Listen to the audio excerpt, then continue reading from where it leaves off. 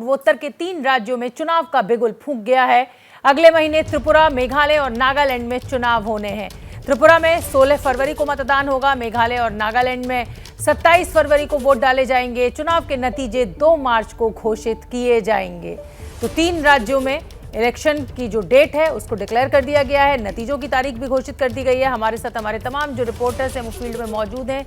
मनोज्ञा लोईवाल हमारे साथ कोलकाता से जुड़ेंगी, प्रशांत दिल्ली से हमारे साथ जुड़ेंगे, संजय मिश्रा जी वरिष्ठ पत्रकार हैं मेरे साथ स्टूडियो में मौजूद है, रविशंकर रवि हैं वरिष्ठ पत्रकार हैं ये हमारे साथ जुड़ेंगे, दीपक दीवान वरिष्ठ पत्रकार है ये भी हमारे साथ जुड़ेंगे। मैं सबसे पहले मनोज्ञा लोईवाल का रुख करूं, उससे पहले प्रशांत का मैं रुख कर लेती हूं क्योंकि प्रशांत दिल्ली में मौजूद हैं, दिल्ली से जुड़ रहे हैं। प्रशांत, तारीखों का ऐलान कर दिया गया है। नॉर्थ ईस्ट की 3 स्टेट्स हैं, एक में बीजेपी पूर्ण बहुमत से है, 2 में एनडीए की सरकार है। तो कुल मिलाकर जो राष्ट्रीय कार्यकारिणी की बैठक हुई उसमें बिगुल पहले ही फूंक दिया गया है। जी बिल्कुल, देखिए शोभना, कल ही प्रधानमंत्री ने जो राष्ट्रीय कार्यकारिणी की बैठक में अपना भाषण दिया उसमें ये साफ कहा था कि अब 400 दिन बाकी हैं। हालांकि वो लोकसभा चुनाव की बात कर रहे थे, लेकिन जाहिर है इस साल जो 9 विधानसभा चुनाव होने जिन्हें एक तरह से सेमीफाइनल कहा जा रहा है उसके बारे में भी प्रधानमंत्री बात कर रहे थे। और एक दिन और पहले जेपी नड्डा, अगर पीछे और चलिए, उन्होंने कहा था कि 9 चुनाव को हमें जीतना है, विधानसभा चुनाव को। तो कहीं ना कहीं अगर बीजेपी की बात करें तो उनकी तरफ से टोन सेट कर दिया गया है। अब जहां तक विपक्षी पार्टियों का सवाल है, वो जहां केवल इन 3 राज्यों की अगर बात करें शोभना, तो कहीं ना कहीं अभी फिलहाल वो बिखरी हुई नजर आ रही है। मेघालय में तृणमूल कांग्रेस की ओर से जरूर एक प्रयास किया जा रहा है पिछले कई दिनों से। आज ममता बनर्जी वहां रैली भी उन्होंने किया है, तो एक तरह से उनकी तरफ से कोशिश की जा रही है। लेकिन त्रिपुरा और नागालैंड की बात करें तो फिलहाल विपक्ष की ओर से कोई बहुत ज्यादा जोर लग रहा है वो अभी नहीं दिख रहा है। बीजेपी वहां जन विश्वास रैली कर रही है त्रिपुरा में, अमित शाह ने उसकी शुरुआत की थी, जेपी नड्डा भी उसमें शामिल हुए थे। तो अब जो एक तरह से हम कहें जो लड़ाई की रेखा है वो खींच दी गई है और 1 महीने बाद अब चुनाव होने। 16 फरवरी को त्रिपुरा में चुनाव होंगे, 27 फरवरी को मेघालय और नागालैंड में, और 2 मार्च को यह पता चल जाएगा कि आखिर तीनों राज्यों में जहां एनडीए की सरकार है, एक जगह बीजेपी और 2 जगह एनडीए की, वहां क्या रिजल्ट आता है। क्या बीजेपी अपना तीनों किला बचाने में कामयाब हो पाती है या नहीं। मनोज्ञा कोलकाता में मौजूद है। मनोज्ञा, प्रशांत ने सवाल खड़ा कर दिया है, क्या बीजेपी इन तीनों स्टेट्स में अपने किले को बचाकर रखने में सफल होगी। त्रिपुरा में 44% वोट पिछले बार मिला था, पिछले बार के चुनाव में, और इतिहास भी रचा था बीजेपी ने, क्योंकि पहली बार किसी लेफ्ट की सरकार को परास्त करके बीजेपी यानी राइट विंग ने अपनी सरकार गढ़ी थी भारत में। सिर्फ बात 44% वोट बैंक की नहीं है, बल्कि उस इतिहास की भी है जो इतने सारे हिस्टोरिकल वायलेंस की जो बात की है आज चुनाव आयोग ने, उसके आधार पर भी जिस तरह की हिंसा बंगाल या फिर त्रिपुरा में देखी गई है उसका इतिहास हमेशा लेफ्ट से मिलता है। लेकिन क्या ये तार इस बार जुड़ेंगे या फिर हिंसा की गतिविधियां थोड़ी कम होंगी, ये बड़ा दिलचस्प होगा देखना। दूसरी बात, नॉर्थ ईस्ट डेमोक्रेटिक अलायंस जो कि पूर्वोत्तर भारत का एनडीए का ही एक दूसरा भाग है, उसमें इस बार किस तरह से सेंध लगती है या फिर टिका पाते हैं, क्योंकि एनपीपी यानी कि कॉनराड संगमा की सरकार और उनकी पार्टी जिस तरह से बीजेपी से दूरियां बना रही है, क्या उसका फायदा होगा या फिर नुकसान होगा, और क्या पूर्णतः मेघालय में बीजेपी अपनी सरकार बनाने में या फिर सब जगह उम्मीदवार देती है या नहीं, ये देखने वाली बात होगी। लेकिन नागालैंड में तो नेफ्यू रियो जैसे हमेशा निर्विवादित मुख्यमंत्री रहे हैं, क्या इस बार वो अपने इसी छवि को आगे बढ़ा पाएंगे या फिर उन्हें अपने किले को खोना पड़ेगा। राजनीतिक दलों का इंतजार अब खत्म हो गया है। पूर्वोत्तर के 3 राज्यों के लिए चुनावी तारीखों का ऐलान हो गया है। त्रिपुरा, मेघालय और नागालैंड में होने जा रहे चुनाव को लेकर तृणमूल पार्टी के प्रवक्ता विवेक गुप्ता ने एबीपी न्यूज से खास बातचीत की है। कहा त्रिपुरा में खेला होबे, आपको याद होगा खेला होबे का नारा जो है वो पश्चिम बंगाल चुनाव में भी दिया गया था। जब प्रधानमंत्री मोदी ने दीदी ओ दीदी कहा था, उसके बाद ममता बनर्जी ने कहा था खेला होबे, और बंगाल में तृणमूल कांग्रेस ने बहुत अच्छा प्रदर्शन किया था। उसके बाद अब एबीपी न्यूज से खास बातचीत में विवेक गुप्ता जो कि तृणमूल पार्टी के प्रवक्ता हैं, वो कह रहे त्रिपुरा में भी खेला होबे। पूर्वोत्तर भारत में चुनाव का ऐलान हो चुका है। त्रिपुरा, मेघालय और नागालैंड में इस बार तृणमूल कांग्रेस का क्या रहेगा किरदार, इस पर बात करने के लिए हमारे साथ है विवेक गुप्ता जी, विधायक और साथ ही स्पोक्स पर्सन है टीएमसी के। क्या स्थिति रहेगी इस बार पार्टी की? बहुत अच्छी स्थिति रहेगी। हमारे राष्ट्रीय महासचिव अभिषेक बनर्जी जो है उन्होंने बहुत इलैबोरेट तैयारियां की है त्रिपुरा और मेघालय दोनों के लिए। दोनों जगह हमारे विधायक भी थे जिनको धोखे से और कई प्रलोभन देके तोड़ लिया गया है, और हमें लगता है कि इस बार जनता सही, दीदी भी गई है, दीदी ने भी चुनाव प्रचार किया है, हम लोग बहुत सीरियसली काम किया, बहुत मेहनत की है और हमको लगता है इस बार वहां दोनों जगह आपके लिए दो खबरें मिलेंगी एक साथ। पहला तो खेला हबे, टीएमसी खेला हबे और टीएमसी खेला हवा जो ने पूरा विपक्ष सरप्राइज हबे। क्या खेला करेंगे आप त्रिपुरा में? यहाँ तो विधायक नहीं मिल रहे हैं और आप खेला और सरकार बना लेंगे। समय रहने दीजिए, चुनाव होने दीजिए, रिजल्ट निकलने दीजिए। चुनाव वाले दिन भी खेला होगा और रिजल्ट वाले दिन भी खेला होगा। मेघालय में क्या स्थिति होगी? बीजेपी कह रही है हम तीनों राज्यों में दोबारा। तो मैं रुक करना चाहूंगी, तमाम वरिष्ठ पत्रकार मेरे साथ मौजूद है, संजय मिश्रा जी, रविशंकर रवि, दीपक दीवान। संजय मिश्रा जी, आपका पहले रुक करना चाहूंगी खेला होबे। ममता बनर्जी की पार्टी जो है वो बड़ा दावा कर रही है और पश्चिम बंगाल में जिस मजबूती के साथ ममता बनर्जी ने चुनाव लड़ा था ये हम सब ने देखा। अगर मैं नागालैंड की बात करूं तो जो पार्टी है कांग्रेस गठजोड़ की, जो चर्चा है एनपीएफ कांग्रेस गठजोड़ की, उसको देखकर लेते हुए आप क्या देख रहे हैं? क्या खेला होबे इन तीनों स्टेट? देखिए, त्रिपुरा की जनता बहुत दूरदर्शी जनता है और अप्रैल 2022 में ही उसने टीएमसी का खेला कर दिया। पूरे दमखम के साथ बंगाल में जीत, जो सत्ता मिली थी जीत से, उसके नशे में चूर होकर के टीएमसी त्रिपुरा में हिंसा की राजनीति करने आई थी, लेकिन त्रिपुरा की जनता ने टीएमसी का खुद का खेला कर दिया। अब पता नहीं विवेक गुप्ता जी या टीएमसी के प्रवक्ता किस हिसाब से खेला की बात कर रहे हैं। विगत 5 वर्षों में देखें तो ममता बनर्जी एक बार भी त्रिपुरा में नहीं गई हैं। अब क्या तैयारी है उनकी, इसी से आप अंदाज़ा लगा लीजिए। जो उनके सबसे बड़े नेता हैं वही उस स्टेट में नहीं गए हैं तो खेला कहाँ से होगा? ये सिर्फ बातों का खेला कर रहे हैं। जमीन पे खेला वाकई में बीजेपी का है। जो 18 में करिश्मा हुआ था वो करिश्मा, उससे भी बढ़ के करिश्मा इस 23 के चुनाव में आपको नजर आएगा। क्या खेला होते हुए आप देख रहे हैं या आपको लग रहा है कि त्रिपुरा में बीजेपी और मेघालय और नागालैंड में जो एनडीए की सरकार बनी हुई है वो ऐसे ही चलेगी?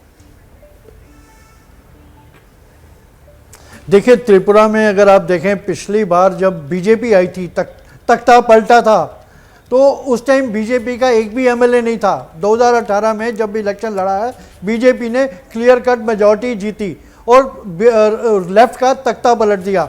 अब कांग्रेस और लेफ्ट दोनों साथ में आ रहे हैं वहाँ भी, तो मुझे नहीं लगता कि त्रिपुरा में कुछ उनका कोई स्कोप रहा बचा है। तो जहाँ तक कांग्रेस की बात है, कांग्रेस तो पहले ही अपना ग्राउंड खो चुकी है, चाहे वो मेघालय हो या नागालैंड हो या त्रिपुरा हो। तो मुझे नहीं लगता कि ये कुछ खेला होवे जो आप बोल रहे हैं मेघालय में भी होगा। नहीं, देखिए ये मत भूलिए, Meghalaya is a tribal state. वहाँ के लोग ये देखते हैं कि ये वेस्ट बंगाल की पार्टी है। ये एक बहुत बड़ा गैम्बल खेला मुकुल संगमा ने, जो उन्होंने कांग्रेस छोड़ के टीएमसी ज्वाइन किया। अभी पिछले हफ्ते ही आप देख लीजिए, इनके जो एमएलए थे टीएमसी के, उनमें से 2 छोड़ के चले गए पार्टी को। बिल्कुल ठीक कह रहे हैं दीपक दीवान जी, खेला होवे या ना होवे ये तो नतीजों के बाद पता चलेगा। दर्शकों को इस समय खम्मम ले जाना चाहती हूँ। अखिलेश यादव का वहां पर संबोधन चल रहा है। केसीआर की कोशिश है कि विपक्ष को अपनी अध्यक्षता में एकजुट कर लें। सीधे खम्मम का रुख। मुझे खुशी है इस बात की कि जब मैं मुख्यमंत्री था उस समय आपके मुख्यमंत्री जी ने एक फैसला लिया था कि यहां पर किसानों के खेत तक और घरों में पानी पीने का कैसे इंतजाम किया जाए। वो जो इंटीग्रेटेड इरिगेशन सिस्टम का आपने शुरुआत की, मैं आपको बधाई देता हूं और जनता को भी बधाई देता हूं, उनका धन्यवाद देता हूं कि आपके प्रदेश से शुरू हुई योजना जहां पर खेत को पानी, घर में पानी का इंतजाम किया, वही तो भारत सरकार नकल कर रही है। जो आज भारत सरकार नकल कर रही है वो कहीं ना कहीं आपकी देन है। जिस सरकार ने एक उदाहरण पेश किया हो, और न केवल इरिगेशन में और भी क्षेत्रों में, मैं ऐसे सरकार के लोगों को बधाई देता हूं, और खासकर मुख्यमंत्री जी को बधाई देता हूं। जहां इतना विकास हो रहा हो, वहीं भारतीय जनता पार्टी के लोग देश को पीछे ले जाना चाहते हैं। उनके मुद्दे, उनके फैसले हमें और आपको पीछे ले जा रहे हैं। इसलिए आज जरूरत है प्रोग्रेसिव नेताओं की, प्रोग्रेसिव सरकारों की। और मुझे उम्मीद है कि जिस तरीके से भारतीय जनता पार्टी ने देश को पीछे कर दिया है हर चीज में, हम सब मिलकर के जो मंच पर बैठे हैं और प्रदेशों में भी हैं, जो साथ मिलकर के काम करेंगे तो देश को एक नई सरकार भी और नए तरह का एक प्रोग्रेसिव एजेंडा दे करके देश को आगे ले जाने का काम करेंगे। मैं एक बार फिर बधाई देता हूं कि आपने जितना प्रचार करना चाहिए था, आपने भगवान विष्णु, उनके अवतार भगवान नरसिम्हा जी का जो मंदिर का निर्माण कराया, मैं आपको बधाई देता हूं। आपने काम ज्यादा किया, प्रचार कम किया, लेकिन कुछ लोग तो ऐसे हैं जो काम कम प्रचार ज्यादा करते हैं।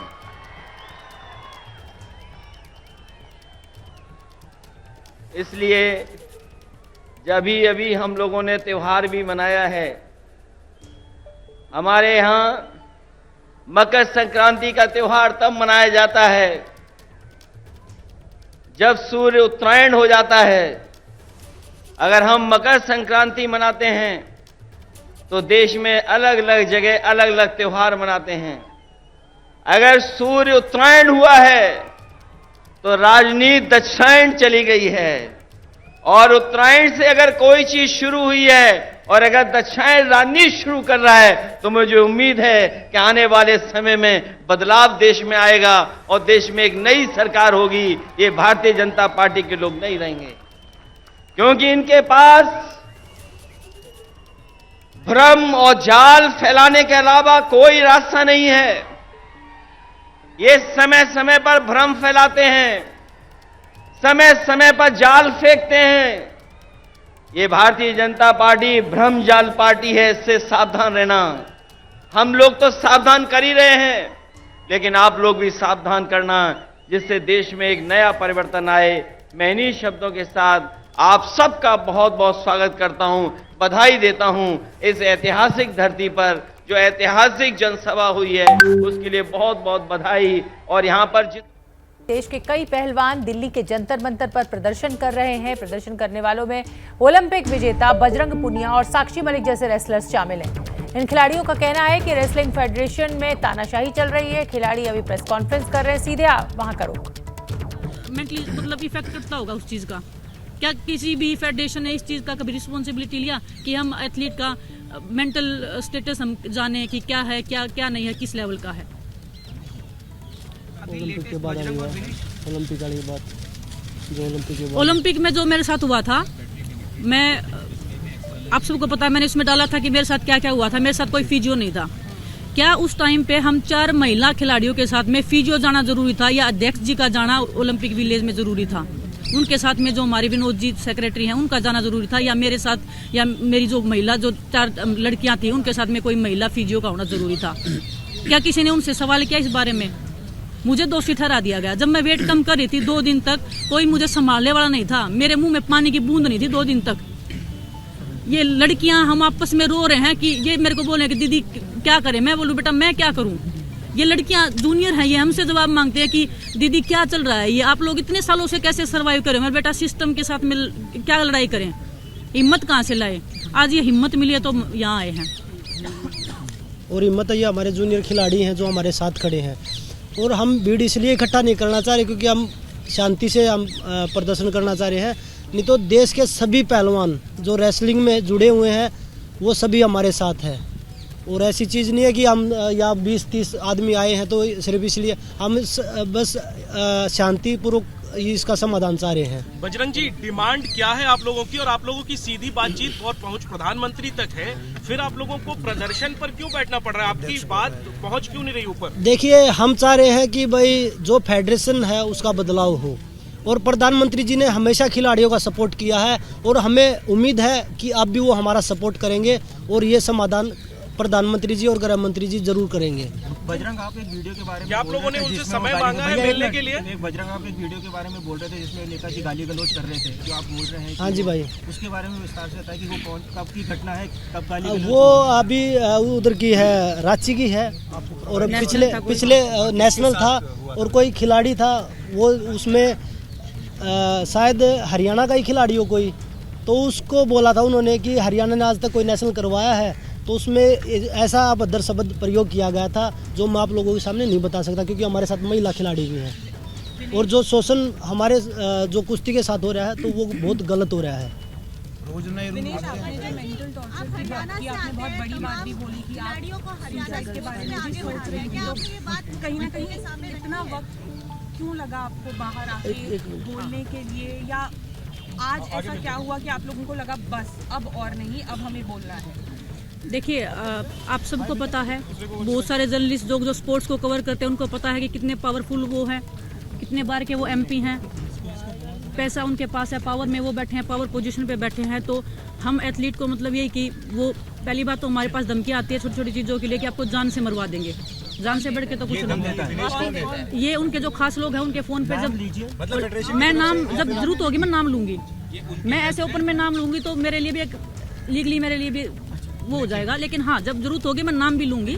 टोक्यो ओलंपिक्स के बाद में फेडरेशन के ही खास बंदे हैं। टोक्यो ओलंपिक्स के बाद में मेरे पास जब मैं प्रधानमंत्री जी से मिली, मैंने शिकायत किया, प्रधानमंत्री जी ने मेरा सपोर्ट किया, मेरे को 2 साल के लिए बैन कर रहे थे इनडिसिप्लिन में, जबकि मेरा कोई गलती नहीं था।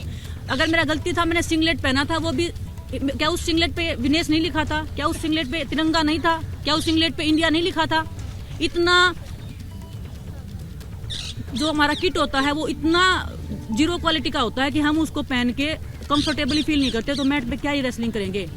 और मेंटल कितना वो होता है कि हम अगर अच्छे से कॉस्ट्यूम नहीं पहन रहे, हमारी फैमिली देख रही है, अच्छे से किट नहीं पहन रहे हैं, तो मैंने सिर्फ वो सोच के कि ओलंपिक्स में आई हूँ, मेरे माइंड में 1% कहीं पे ये नहीं होना चाहिए कि ये हो रहा है, सिर्फ मेरा रेसलिंग पे फोकस होना चाहिए, इस करके मैंने वो कॉस्ट्यूम पहना था। विनोद तोमर आपने पीएम को बताया था? जी, मैंने सब बता रखा है, सर ने बात की थी, उन्होंने बोला था कि कुछ नहीं होगा, और भगवान की दया से मैं ठीक हूँ, क्योंकि मेरे को तो यकीन भी नहीं था कि टोक्यो के बाद में वो बंदा मेरे को जिंदा रहने भी देगा कि।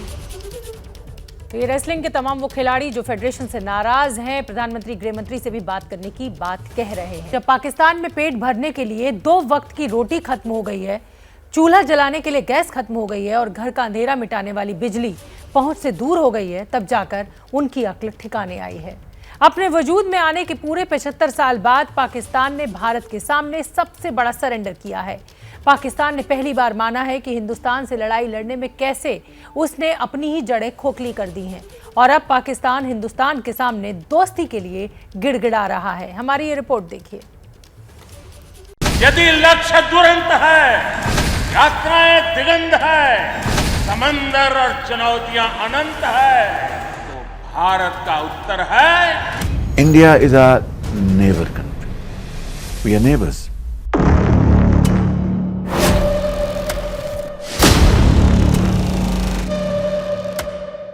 हमने पाकिस्तान की सारी हेकड़ी निकाल दी। We have, Pakistan has learned its lesson.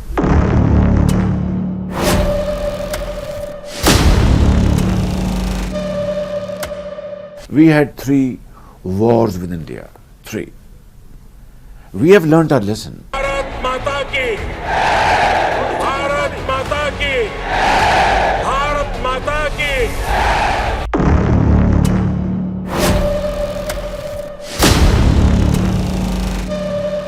My message to the Indian leadership and Prime Minister Modi is that let's sit down on the table and have serious and sincere talks.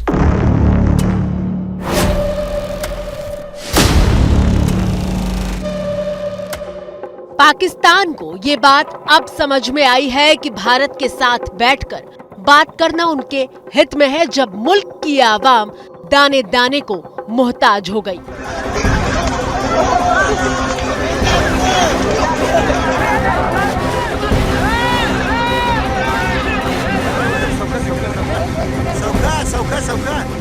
वजूद में आने के बाद से हिंदुस्तान को दुश्मन मानने वाला मुल्क पाकिस्तान अब पूरी दुनिया के सामने कबूल कर रहा है कि भारत से लड़कर पाकिस्तान ने कुछ पाया नहीं, बल्कि सिर्फ खोया है। Pakistan has learnt its lesson. We had 3 wars with India. 3. And the consequence of those wars, as a result, it only brought more miseries, to the unemployment, 2 nations, poverty.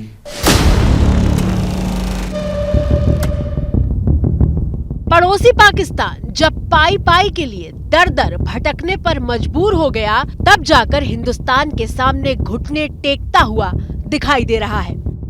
So, my message to the Indian leadership and Prime Minister Modi is that let's sit down on the table and have serious and sincere talk. आज हम आपको बताएंगे कि आखिर पाकिस्तान ने पहली बार सबसे बड़ा सरेंडर क्यों किया। हम समझाएंगे कि अचानक पाकिस्तान ने अपनी टेरर स्ट्रैटेजी पर यू टर्न क्यों लिया। लेकिन जरा पहले पाकिस्तान के प्रधानमंत्री शहबाज शरीफ के उस बयान को तफसील से देख लेते हैं, जिसमें वो भारत से बातचीत के लिए बेचैन और बेचारे दिखाई दे रहे हैं। We have learnt our lesson and we want to live in peace with India, provided Pakistan के प्रधानमंत्री शहबाज शरीफ अल अरेबिया न्यूज चैनल को इंटरव्यू दे रहे थे। जैसे ही शहबाज शरीफ पर भारत को लेकर सवाल हुआ तो उन्होंने एक सुर में तमाम बातें ऐसी कही कि मानो सोच कर आए थे कि इंटरव्यू में आज तो ये सब कुछ कह ही देना है। India is our neighbor country. We are neighbors. And let's be very blunt. Even if we are not we are not neighbors by choice, but we are there forever. And it is up to us to live peacefully and progress, or quarrel with each other and waste time and resources.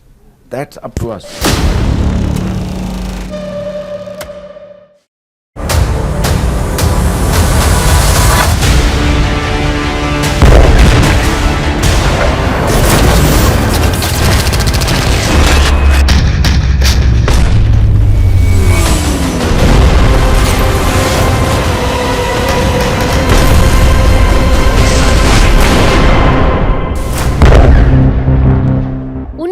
उन्नीस 48 की जंग से लेकर 1965 के युद्ध तक और 1971 में भारत पाकिस्तान युद्ध से लेकर 1999 में करगिल की लड़ाई तक पाकिस्तान जब जब हिंदुस्तान से टकराया उसने सिर्फ मुंह की खाई है, लेकिन कभी ये बात मानी नहीं।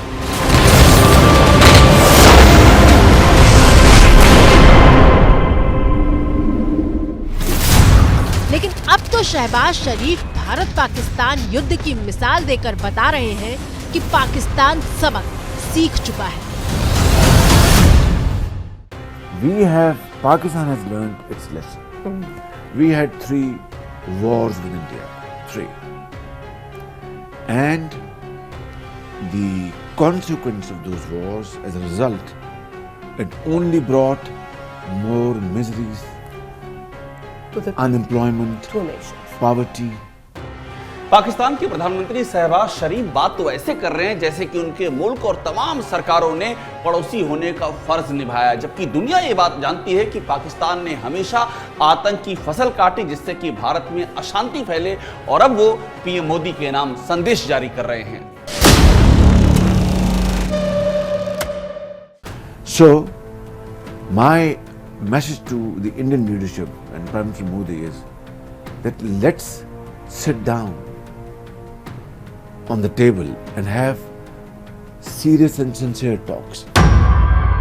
खटकता है ना कि जो बात पहले कभी नहीं की वो आज क्यों, जो सरेंडर पहले नहीं किया वो अब क्यों, भारत की जो जरूरत पहले नहीं स्वीकार की वो अब क्यों। तो जवाब के तौर पर आपके सामने 4 वजह मौजूद हैं। पहली, कंगाल पाकिस्तान दिवालिया होने की कगार पर है। दूसरी, पाकिस्तान में जनता एक एक निवाले तक के लिए मोहताज हो गई है। तीसरी, पाकिस्तान की सरकार के खिलाफ जनता अब सड़कों पर उतरने लगी है। और चौथी वजह, एक दिन का खर्च चलाने के लिए भी पाकिस्तान के प्रधानमंत्री शहबाज शरीफ पूरी दुनिया में घूम घूम कर भीख मांग रहे हैं। पिछले हफ्ते विदेश यात्रा से लौटे पाकिस्तान के प्रधानमंत्री शहबाज शरीफ ने पहली बार ये बात कबूल की कि दूसरे मुल्कों के सामने जाकर बार बार हाथ फैलाना उनके लिए शर्मिंदगी की बात है।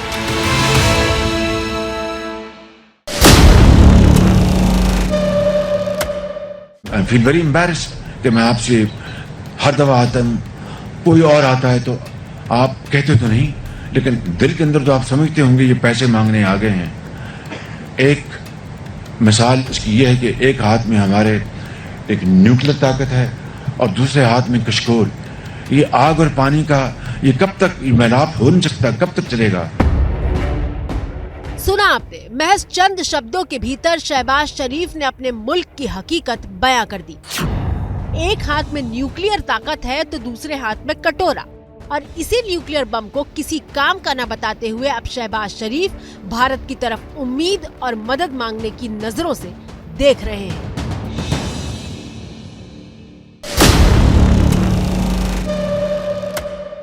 We have very strong human resource, labor, engineers, etc. That's our asset. We want to convert that into our tools to provide prosperity. And for that we need to use our resources to alleviate poverty, unemployment, provide medicine, high quality education, etc.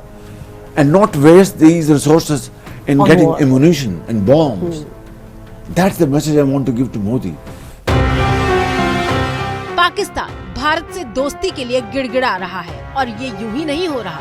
Shahbaz शरीफ के पास कोई विकल्प ही नहीं बचा है, इसीलिए वो इस तरह के बयान देने सामने आए हैं। शहबाज शरीफ के इस बयान से ठीक पहले पाकिस्तान में मोदी का एक बयान जबरदस्त तरीके से वायरल हो रहा था। भाइयों बहनों, हमने पाकिस्तान की सारी हेकड़ी निकाल दी, उसे कटोरा लेकर दुनिया भर में घूमने के लिए मैंने मजबूर कर दिया है। दरअसल पाकिस्तान में ये बहस शुरू हो चुकी है कि पड़ोसी मुल्क भारत के साथ पाकिस्तान के संबंध सुधारने क्यों जरूरी है। बहस इसलिए क्योंकि आतंक पोसने वाला पाकिस्तान विकास की दौड़ में पिछड़ता चला गया, जबकि हिंदुस्तान दुनिया की तीसरी सबसे बड़ी अर्थव्यवस्था बनने की तरफ कदम बढ़ा चुका है। साथियों, अब भारत ने यह तय किया है कि आने वाले 5 वर्षों में हम अपनी इकोनॉमी के साइज को 2 गुना करने का प्रयास करेंगे। $5 ट्रिलियन। कैमरे के सामने बातचीत का राग अलापने वाला पाकिस्तान क्या वाकई में हिंदुस्तान के साथ संबंधों को सुधारने के लिए गंभीर है? ये सवाल अपने आप संदेह के समंदर में डूबा हुआ है। इतिहास के पन्नों को पलटें तो ताशकंद समझौते से लेकर शिमला समझौते तक और उसके बाद फिर आगरा शिखर सम्मेलन में दोस्ती का पहाड़ा पड़ने के बाद पाकिस्तान ने पीठ में खंजर घोंपने का ही काम किया है। आज पाकिस्तान सबसे भीषण आर्थिक संकट के दौर से जूझ रहा है। पाकिस्तानी आवाम को 2 जून की रोटी नसीब नहीं हो रही, बावजूद इसके पाकिस्तान के हुक्मरानों की प्राथमिकता भारत के खिलाफ स्टेट स्पॉन्सर टेररिज्म की है।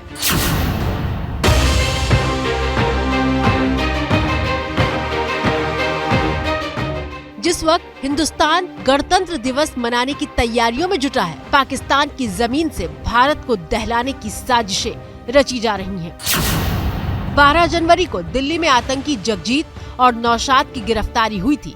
जैसे जैसे पूछताछ आगे बढ़ी, इन आतंकियों के पाकिस्तानी कनेक्शन का भी खुलासा होता चला गया। स्पेशल सेल के सूत्रों के मुताबिक इन दोनों आतंकियों को पाकिस्तान में बैठे उनके आकाओं ने डेड ड्रॉप मेथड के जरिए हथियार मुहैया कराए थे। सिग्नल ऐप के जरिए पहले दोनों आतंकियों को निर्देश दिया गया और उसके बाद गूगल मैप की सहायता से हथियारों से भरे बैग की लोकेशन बताई गई। पाकिस्तान के पास भले ही कर्ज चुकाने के लिए डॉलर ना हो, लेकिन उसके पास नफरत से भरा बारूद जरूर है। संयुक्त राष्ट्र सुरक्षा परिषद ने पाकिस्तान के आतंकी अब्दुल रहमान मक्की को आतंकी घोषित किया है। बड़ी बात यह है कि इसके पहले इस मामले में रोड़ा अटकाने वाले चीन ने भी अब्दुल रहमान मक्की को आतंकी घोषित करने के पक्ष में वोट डाला है। मक्की मुंबई हमलों के मास्टरमाइंड हाफिज सईद का रिश्तेदार है। और तो और अब्दुल रहमान मक्की जम्मू कश्मीर में हुए कई आतंकी हमलों का मास्टरमाइंड रहा है। मैं नरेंद्र दामोदर दास मोदी। ऐसा नहीं है कि हिंदुस्तान पड़ोसी मुल्क से शांति नहीं चाहता। 2014 में मोदी सरकार ने सत्ता में आने के साथ ही शपथ ग्रहण समारोह में पाकिस्तान के तत्कालीन प्रधानमंत्री नवाज शरीफ को न्योता देकर संबंध सुधारने की दिशा में बेहद अहम कदम बढ़ाया था। लेकिन भारत की कोशिशों के बदले पाकिस्तान ने क्या दिया? जनवरी 2016 में पठानकोट एयरबेस पर आतंकी हमला, सितंबर 2016 में उरी में आर्मी कैंप पर आतंकी हमला। इसके बाद भी 2018 में एक बार फिर से करतारपुर कॉरिडोर के नाम पर बातचीत की कोशिश हुई, लेकिन फिर पाकिस्तान ने क्या किया? 2019 में पुलवामा में सीआरपीएफ की बस पर आतंकी हमला, जिसमें देश के 40 जवान शहीद हो गए थे। इसके बाद हिंदुस्तान ने साफ कर दिया था कि टेरर और टॉक दोनों एक साथ नहीं चल सकते। पुलवामा के बाद मैंने पब्लिकली कहा था कि जो आग देशवासियों के दिल में है, वो आग मेरे दिल में भी है। सातवें पाताल में होंगे, उनको भी मैं छोड़ने वाला नहीं हूँ। पाकिस्तान की कमर टूट चुकी है, न खाना है न पैसा।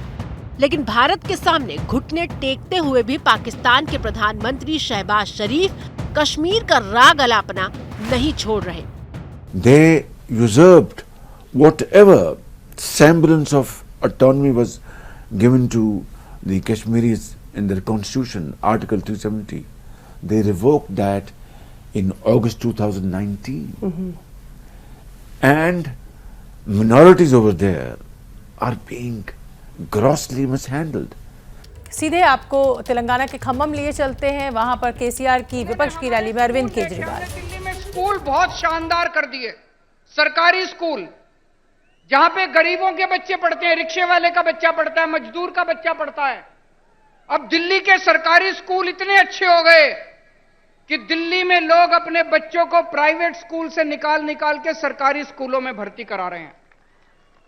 बड़े बड़े प्राइवेट स्कूलों से निकाल के सरकारी स्कूलों में भर्ती करा रहे हैं। हमारे दिल्ली सरकार के स्कूलों के, दिल्ली के सरकारी स्कूलों के नतीजे 99.7% नतीजे आए हैं पिछले साल, 99.7। तो स्टेलिन साहब हमारे स्कूल देखने के लिए आए, वापस जाके उन्होंने अपने स्कूल ठीक किए और उन्होंने मुझे अपने स्कूल का उद्घाटन करने के लिए बुलाया। दोस्तों, मैं कई बार यह सोचता हूं, हमारे देश को आजाद हुए 75 साल हो गए, 75 साल, फिर भी हमारा देश गरीब क्यों रह गया? फिर भी हमारा देश पिछड़ा क्यों रह गया? हमारे बाद सिंगापुर आजाद हुआ, जापान सेकेंड वर्ल्ड वॉर में तहस नहस हो गया था, जापान हमसे आगे बढ़ गया, सिंगापुर हमसे आगे बढ़ गया, जर्मनी हमसे आगे बढ़ गया। हमारे में क्या कमी रह गई? हम पीछे क्यों रह गए? हम पीछे इसलिए रह गए क्योंकि जैसे अभी मान साहब ने बताया, हमारे देश की राजनीति बहुत खराब है, हमारे देश के नेता बहुत खराब हैं। पहली बार इस देश के अंदर एक उम्मीद की किरण जागने लगी है। इस देश के अंदर कुछ मुख्यमंत्री एक साथ आ रहे हैं, कुछ नेता, अखिलेश यादव जी जैसे नेता एक साथ आ रहे हैं और अब हम सब मिलकर इस देश के विकास की चर्चा कर रहे हैं। हम देश के कई पहलवान दिल्ली के जंतर मंतर पर प्रदर्शन कर रहे हैं। बड़ी खबर यह है कि खिलाड़ियों ने रेसलिंग फेडरेशन के अध्यक्ष बीजेपी सांसद बृजभूषण शरण सिंह पर यौन शोषण का आरोप लगाया है। खिलाड़ियों का कहना है कि जब तक उन्हें अध्यक्ष पद से हटाया नहीं जाता, उनका ये धरना प्रदर्शन जारी रहेगा। तो पहलवानों का प्रदर्शन, जंतर मंतर पर एकजुट हुए ये सभी पहलवान। बजरंग पुनिया वहां पर मौजूद हैं। आरोपों के घेरे में बीजेपी के नेता बृजभूषण।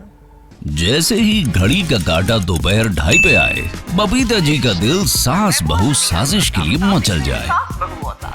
और ये है इनकी बहू, पूरे दिन ऑफिस की टेंशन हो जाए गॉन जब ये करें अपना फेवरेट शो फ्री टाइम पे ऑन।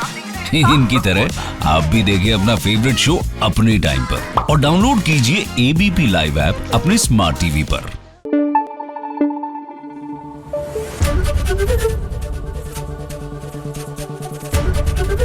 एबीपी न्यूज आपको रखे आगे।